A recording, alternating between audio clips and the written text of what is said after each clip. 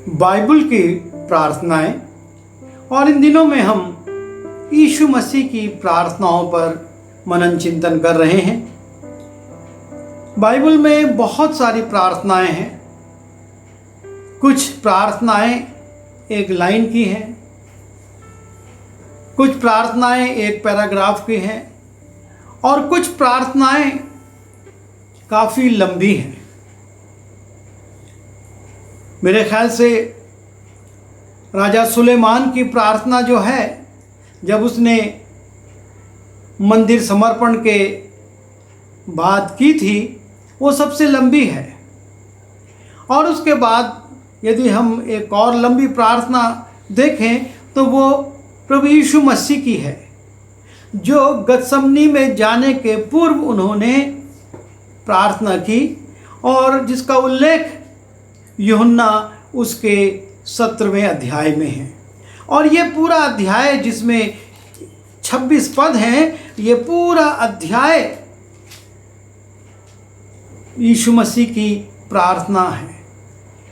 इसमें यीशु मसीह ने जो प्रार्थना की है उसको महायाजकीय प्रार्थना शीर्षक दिया गया है।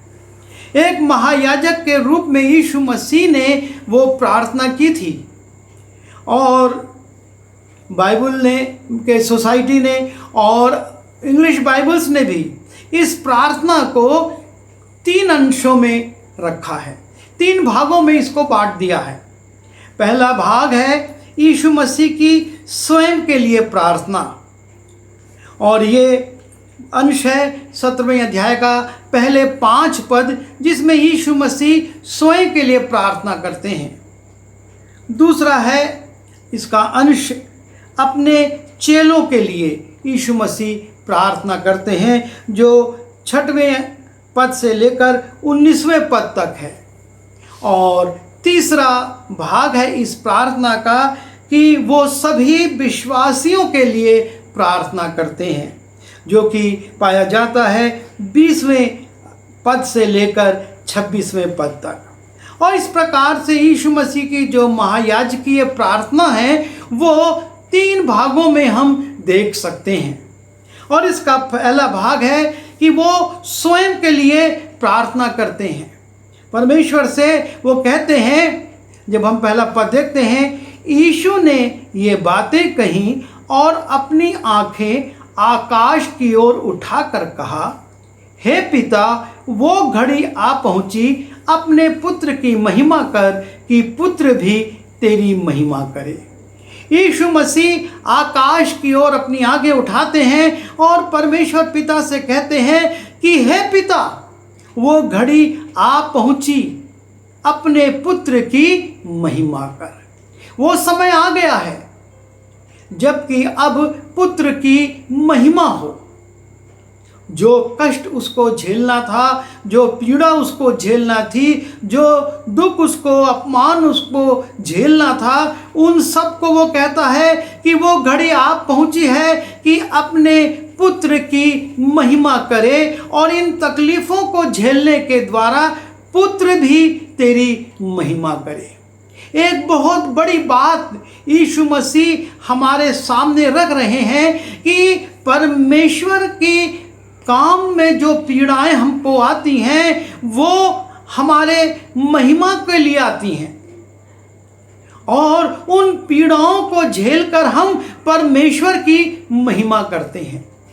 कई बार हम इन पीड़ाओं में दुखी होने लगते हैं, बड़बड़ाने कुड़कुड़ाने लगते हैं, और इस बात से हम बचें। और इसलिए अपनी महायाजकीय प्रार्थना के प्रारंभ में ही यीशु मसीह कहते हैं कि पिता, वो घड़ी आ पहुंची कि अपने पुत्र की महिमा कर।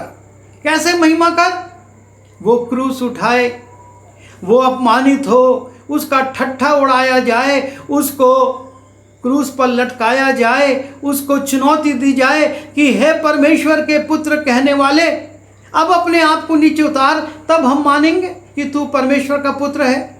और इस प्रकार से जो समस्याएं और पीड़ाएं और जो सताव आएगा, उसके द्वारा तू अपने पुत्र की महिमा कर। अर्थात ये पीड़ाएं परमेश्वर की द्वारा महिमा होती है कि हमारी महिमा हो। जब उड़ीसा में वो मिशनरी और उनके दोनों बच्चे फिलिप और तिमोथी जलाए गए, उसके पहले तक बहुत कम लोग उनको जानते थे, बहुत कम लोग उनकी सेवाओं से परिचित थे। पर जब यह हादसा हुआ और उस दुखद मृत्यु को, पीड़ादायक मृत्यु को ब्रदर स्टैंटन ने और उनके दोनों बच्चों ने झेला, तब सारे संसार में उनके नाम की चर्चा होने लगी। यह है दुख में जाकर जो महिमा मिलती है, और इस महिमा के, इस दुख के द्वारा उन्होंने परमेश्वर की महिमा करी कि परमेश्वर के काम के लिए उन्होंने ना सिर्फ अपना देश छोड़ा, ना सिर्फ उन्होंने सारे सुख सुविधाओं को छोड़ा, वो एक ऐसे प्रांत में जो कि बहुत गरीब कहलाता था, जहाँ पर सुख सुविधाओं के नाम पर सीमित साधन थे, वहाँ पर सेवा करी और वहाँ पर उन्होंने अपने मृत्यु को भी झेला। और इस प्रकार से उन्होंने परमेश्वर की महिमा करी कि ये सारी बातें मैंने अपने लाभ के लिए नहीं, अपने बंगला बनाने के लिए नहीं, अपनी सुख सुविधाओं के लिए नहीं, पर अपने परमेश्वर की महिमा के लिए सही है। और यीशु मसीह यहाँ पर यही प्रार्थना करते हैं कि हे पिता, वो घड़ी आ पहुँची, अपने पुत्र की महिमा कर कि पुत्र भी क्रूस को उठाने के द्वारा, अपमान झेलने के द्वारा, मृत्यु झेलने के द्वारा, जी उठने के द्वारा वो तेरी महिमा करे। आगे वो कहते हैं दूसरे पद में, क्योंकि तूने उसको सब प्राणियों पर अधिकार दिया कि जिन्हें तूने उसको दिया है उन सबको वो अनंत जीवन दे। प्राणियों पर अधिकार दिया, मनुष्यों के ऊपर यीशु मसीह को अधिकार दिया परमेश्वर ने कि तुम शासन चलाओ, तुम उनसे सेवा लो, तुम उनसे चाकरी कराओ। नहीं, यीशु मसीह कहते हैं तूने उसको सब प्राणियों पर अधिकार दिया कि जिन्हें तूने उसको दिया है उन सबको वो अनंत जीवन दे। प्रभु यीशु मसीह को सब पर जो अधिकार दिया परमेश्वर ने, इस पृथ्वी के ऊपर जो अधिकार दिया, और इसीलिए यीशु मसीह कहते थे कि मैं इसलिए नहीं आया कि मेरी सेवा की जाए, पर इसलिए आया हूं कि मैं तुम्हारी छुड़ौती के लिए अपने प्राण को दूं। और इसलिए उन्होंने कहा कि उन सब को वो अनंत जीवन दे। क्योंकि जब हम यूहन्ना रचित सुसमाचार उसके 3 अध्याय के 16 पद में जाते हैं, वहाँ पर परमेश्वर के प्रेम के उल्लेख के बाद अंत में लिखा है, ताकि जो कोई उस पर विश्वास करे वो नाश ना हो परंतु अनंत जीवन पाए। यीशु मसीह इसलिए आया कि हम जीवन पाएं और बहुतायत का जीवन पाएं। तब यीशु मसीह कहते हैं कि तूने मुझको सब प्राणियों पर अधिकार दिया है, और इसलिए अधिकार दिया है कि मैं उनको अनंत जीवन दूं।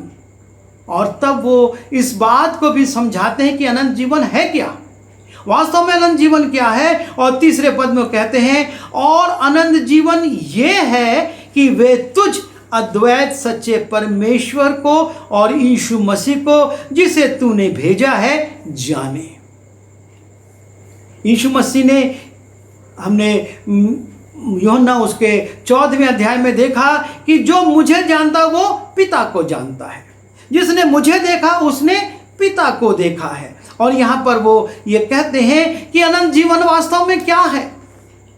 जब हम परमेश्वर को जान लेते हैं, जब हम प्रभु यीशु मसीह को जान लेते हैं, तब हम उस पर विश्वास करते हैं, और जब उस पर विश्वास करते हैं तो हमारा अनंत जीवन शुरू हो जाता है। वो कहता है अनंत जीवन ये है कि वे तुझ अद्वैत परमेश्वर को और यीशु मसीह को जिसे तूने भेजा है जाने।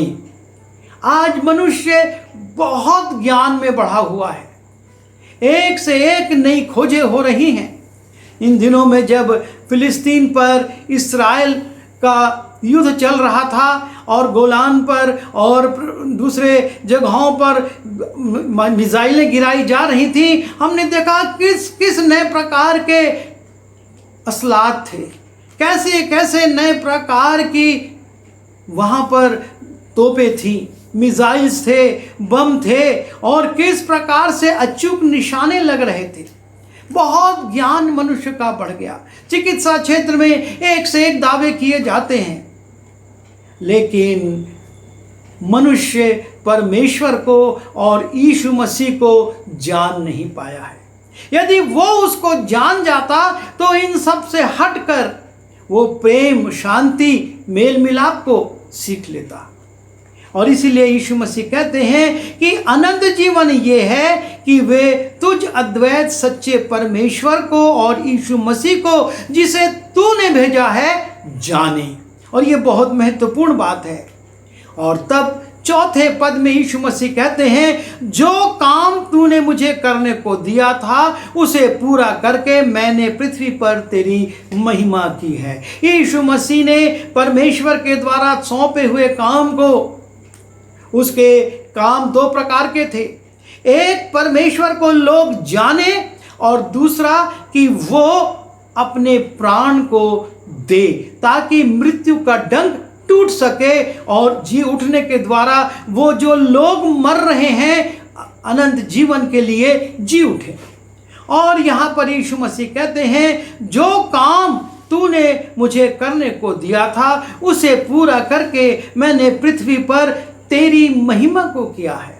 अर्थात मैंने मुर्दों को जिलाया, मैंने भीड़ को खिलाया, मैंने रोगियों को चंगा किया, मैंने आफत में पड़े हुए लोगों को तसल्ली दी, और जो लोग निराश थे, रो रहे थे, उनको मैंने शांति दी।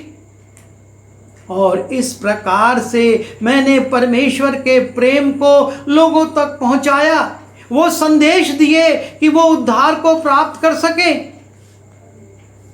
मैंने इस पृथ्वी पर जो काम तूने दिया था उसे पूरा करके तेरी महिमा की है। परमेश्वर की उसने उन कामों को पूरा करके महिमा की। और ये दृढ़ता के साथ कहना बहुत कठिन काम है। हम में से अधिकांश लोग अपने काम को पूरा नहीं कर पाते। और प्रकाशित वाक्य में यीशु मसीह जब मंडलियों में आता कहता, मैंने तेरा कोई काम पूरा नहीं पाया। सच्चाई है, पर यीशु मसीह कहते हैं, मैंने तेरे काम को पूरा करके तेरी महिमा की है। हम इस बात से भी सोचें, यीशु मसीह इस बात को कैसे कह पा रहे हैं कि मैंने तेरे काम को पूरा करके तेरी महिमा इस पृथ्वी पर की है। जो काम तूने मुझे सौंपा था उसको मैंने पूरा किया। और तब वो कहता है 5वें पद में, और अब हे पिता, तू अपने साथ मेरी महिमा उस महिमा से कर जो जगत के होने से पहले मेरी तेरे साथ थी। और इस प्रकार से यीशु मसीह फिर से एक बार प्रकट करते हैं कि वो अकस्मात पृथ्वी पर नहीं आ गए हैं। उनकी आयु सिर्फ 33.5 वर्ष नहीं है, लेकिन उनको तो वो तो परमेश्वर के साथ इस सृष्टि की रचना के पहले से थे। और इसलिए वो कहते हैं, अब हे पिता, तू अपने साथ मेरी महिमा उस महिमा से कर। आज की महिमा कुछ भी नहीं, लेकिन उसकी महिमा तो जगत के होने से पहले परमेश्वर के साथ थी। और इसीलिए जब यूहन्ना उसके 8वें अध्याय में यीशु मसीह कहते हैं कि मैं तो इब्राहिम से पहले से था, वो कहते हैं तेरी आयु तो अभी 50 वर्ष नहीं हुई, और तू कहता है कि मैं तो इब्राहिम के पहले से हूं। निश्चित तू धोखेबाज है।